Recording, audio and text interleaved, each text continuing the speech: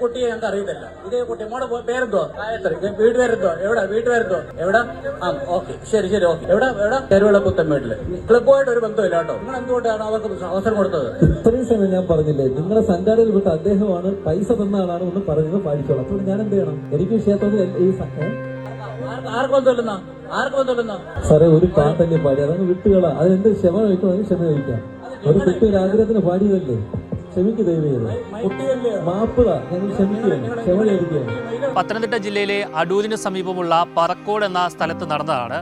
ഇവിടെയുള്ള Bharat arts and sports ക്ലബിൻ്റെ വാർഷികത്തിൻ്റെ ഭാഗമായിട്ട് നടന്ന ഗാനമേളയ്ക്കിടയിലാണ് ഇത്തരത്തിലൊരു സംഭവം അരങ്ങേറിയത്.